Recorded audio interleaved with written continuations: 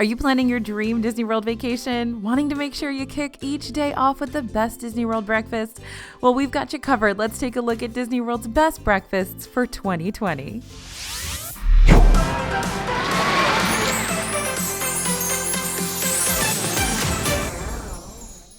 Hey everybody, it's AJ for Disney Food Blog. Now, as you've probably noticed, we here at DFB like to eat, and we've had every Disney breakfast item on property. Therefore, we know exactly what spots you should be placing on your must-try Disney breakfast list. If you guys want this whole list without having to take all of those notes, you can head over to disneyfoodblog.com/bestbreakfasts2020. Sign up for our free newsletter, and we will send you the PDF of everything we say in this video right to you in your inbox. Again, that's disneyfoodblog.com/bestbreakfasts2020. All right, let's dive right in with something sweet and delicious, a Gaston Tavern cinnamon roll. This one is a great grab and go option if you're looking for something quick to snack on while you hop between rides. And it's one of our favorite cinnamon rolls on property. You'll find it in New Fantasyland and Magic Kingdom at Gaston's Tavern.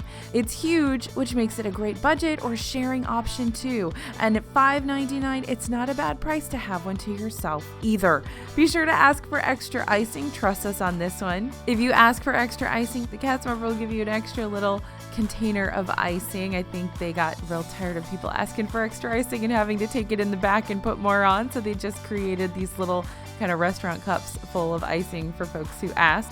And the icing is described as maple flavored, but we haven't really noticed any strong maple taste to it, so let us know if you do. Otherwise, this is pretty much a dupe of our long gone Main Street Bakery cinnamon roll, and other cinnamon rolls at Disney tend to be those colossal rolls, which are delicious too, but we definitely prefer this one, and it's the only place you're gonna find it. All right, let's jump over to the Riviera Resort to Topolino's Terrace. This is the newest character breakfast meal at Disney World, and it just opened in December. The meal is basically the opposite of the budget-friendly cinnamon roll. At $59.99 per adult and $35 for kids 3 to 9, this is the priciest option on our list. So what do you get for that price that still makes it one of the best breakfasts at Disney World? Well, high-quality food. Topolino's Terrace is going head-to-head with Chef Mickey's in terms of price and characters, but the food you get at Topolino's is going to be much higher quality. At least in our humble opinions, we really enjoyed our meals at Topolino's, and Chef Mickey's is pretty standard buffet food. Also, Topolino's is not a buffet, so no juggling kids in bags as you load up your plates. Instead, you'll order an entree from the menu in addition to pastries shared by the table. Now, that also takes it back from an all-you-can-eat meal. So you're paying the same amount as you are at Chef Mickey's, but it is not an all-you-care-to-eat meal at Topolino's. So that may change your decisions when it comes to the price. One of our favorite items on the breakfast menu is the quiche Gruyere. It's super cheesy, very fresh. You can also get a steak or waffles, and for kiddos, there's an adorable Mickey waffle dipper plate that comes with Nutella and fruit jams to mix things up. Classic characters, probably the biggest draw. You'll get to meet Mickey, Minnie, Donald, and Daisy, all in super cute artist-inspired costumes. Mickey's wearing a paint smock. You won't get to meet Goofy and Pluto like you will at Chef Mickey's, but you also won't have the crazy crowded atmosphere that Chef Mickey's does. Overall, Topolino's Terrace is a much calmer, more upscale environment, which is something a lot of us might want first thing in the morning. Tables aren't packed in as tight either, meaning less people, which gives you a little more time with the characters too, which is definitely a plus. All right, now we're headed to Disney Springs for the Homecoming Brunch. We've mentioned the Homecoming Brunch a few times on the channel, but we've got to bring it up in case you've missed it, because it's seriously one of the best meals we've had at Disney. Hands down, everything we've had there is amazing. Homecoming is Chef Art Smith's restaurant in Disney Springs, and if you don't know who he is, he used to be Oprah's private chef, and he's basically a master of Southern comfort food. The menu features fried chicken and donuts, an awesome Hush Puppy Benedict, short rib hash, lots of amazing cheesy side dishes, plus plenty of fun moonshine-based cocktails, which you can get in the morning. If you saved room, and you totally should, you get the shine cake or the hummingbird cake for dessert. You cannot go wrong with either. I have a really hard time choosing between them when I go. Now, this brunch is only available on Saturday and Sunday from 9 a.m. to 1 p.m., and it books up fast fast, so be sure to make a reservation. Moving on to Garden Grill, you guys know it's one of my absolute favorite restaurants, another place to meet Mickey and his friends, and it's awesome. It's awesome. I love it. This one is inside Epcot in the Land Pavilion, so it's a good choice if you're headed to Epcot early. Maybe schedule it so you have time to rope drop Frozen Ever After or Soarin' just before eating. The menu here isn't all you can eat, but it's not a buffet. Everything is brought to your table and served family style, which again cuts down on any health and sanitation issues that you may be facing with a buffet, as well as hauling your kids up with you. Now, the meal includes scrambled eggs, bacon, sausage, fruit, tater tots, Mickey waffles, and most importantly, a sticky bun that comes served in a skillet. You can get more of anything you'd like, so if you finish a plate and want more waffles, just ask. Your meal also comes with Pog juice, which is that passion fruit, orange, and guava juice that you'll find at several restaurants around Disney World, the option of a few other fruit juices along with coffee and tea. And the restaurant actually rotates. This is one of the things that makes it so much fun. The whole thing actually rotates, and as you dine, you'll get to see scenes from Livin' with the Land, which is just downstairs. And you're actually eating food that was grown in the greenhouses at Livin' with the Land as well. Since this is a smaller restaurant, you'll also get lots of time with the characters, including Mickey in his adorable farmer costume, Pluto, Chip, and Dale. And my experience being over there at Garden Grill is that I get to see those characters 3, 4, sometimes 5 times because the restaurant is so small. Now, don't forget, we always recommend if you have a party of like 3, 4, or more, request those booth tables because you get a better view of the Livin' with the Land attraction downstairs. It's more comfortable seating than the tables up on the second level, and we just think it's more fun to sit in those cool booths, and your kids will too. This restaurant also holds a special place in my heart because I remember back when it was a super fancy dancy restaurant, back when I was a kid, and we would go here, my parents would take us here, and it had sculpted Mickey butter, like an actual 3D sculpture of Mickey made out of butter, which was awesome. I wish they still did that, but they don't. They kind of use the same molds for chocolate Mickeys now, which you can order to your room from room service. I think it's the same Mickey. They used to have it in butter form. All right, Sanaa, this is another place we love to grab breakfast, and it's located at Animal Kingdom Lodge in Kidani Village. This spot is a table service restaurant during lunch and dinner, but it operates as a quick service spot for breakfast. The menu includes quick service options and grab and go, or as we like to call it, grab and stay options. No matter what you order off the menu for breakfast, you're more than welcome to grab a seat to enjoy your food. When choosing a table, we suggest picking one near a window. These can be really hard to come by for lunch or dinner, so this is another reason why we love this spot for breakfast. It's a lot less crowded, so you grab those window seats where you'll have an awesome view of the stunning animals on the Kidani Savannah that roam around outside. You'll also have a better chance of seeing the feeding truck in the morning, which of course makes the animals super excited.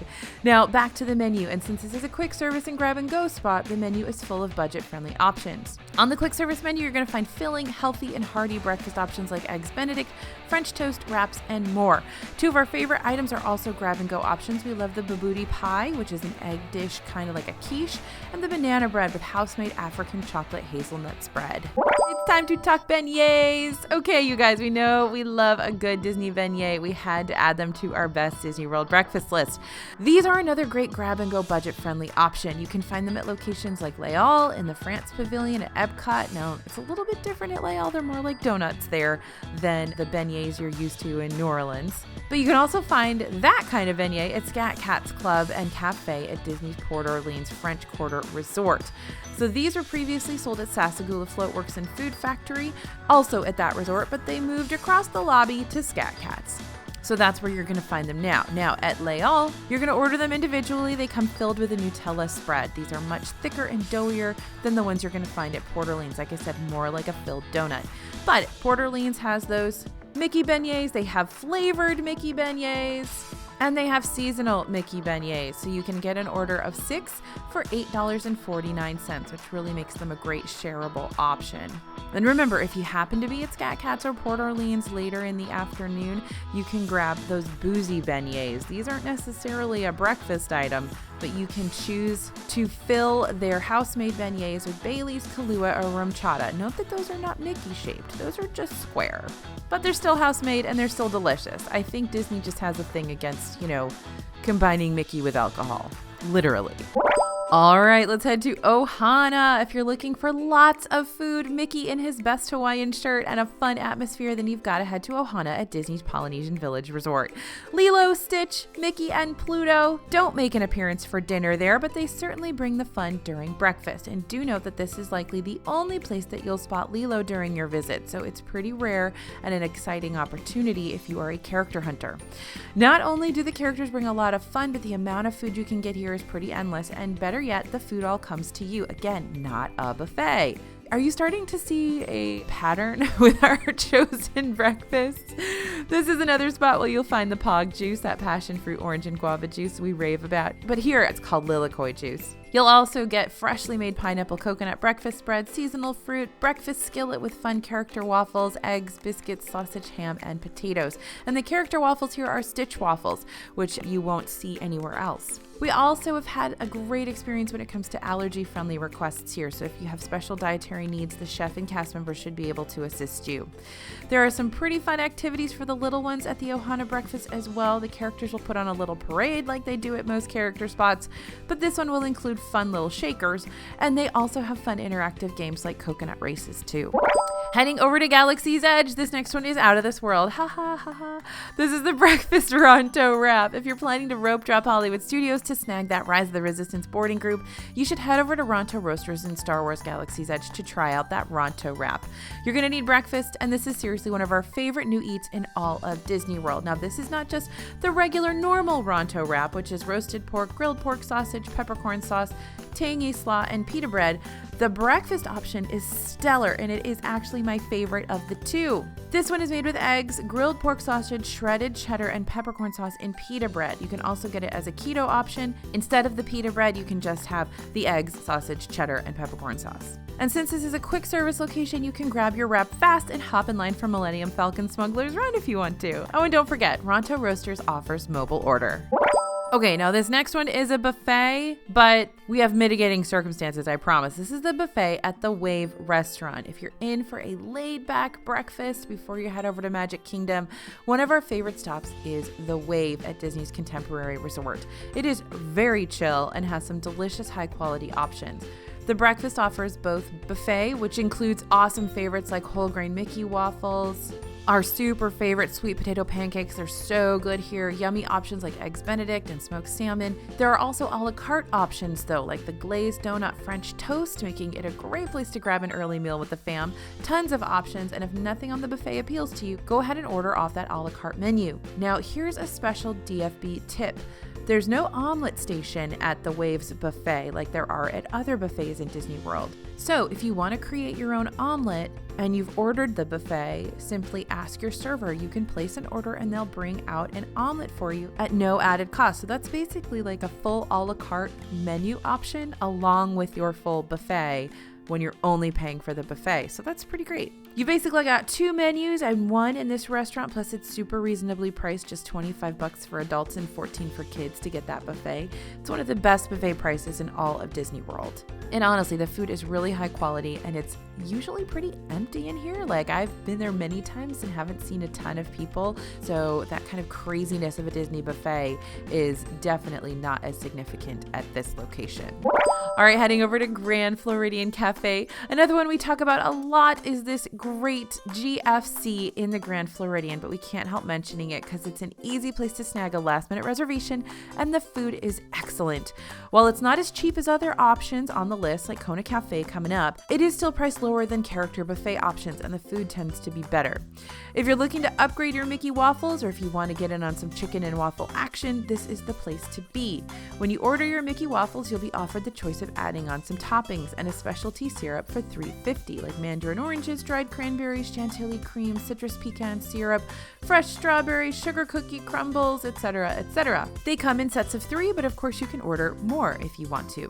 You can also get some mega yummy chicken and waffles complete with sriracha honey drizzle. This has been a DFB favorite dish long before it was even on the menu. We were hacking it with Mickey waffles. Another bonus of Grand Floridian Cafe is that breakfast extends into the lunch hours. Their menu is huge and includes some lunch items on the breakfast menu and breakfast items on the lunch menu.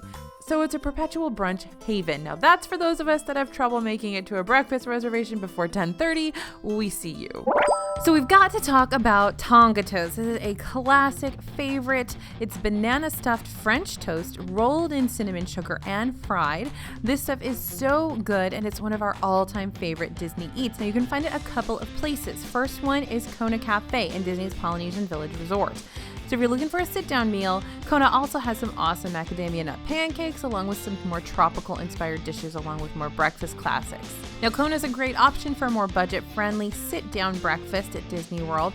The most expensive entree, which is Tonga Toast, comes in at $16, but you can also find adult entrees here for as low as $12. Don't forget to add a pressed pot of their resort specialty roast Joffrey's coffee, and don't forget they also have Lilikoi juice here, which is that pog juice just under a different name.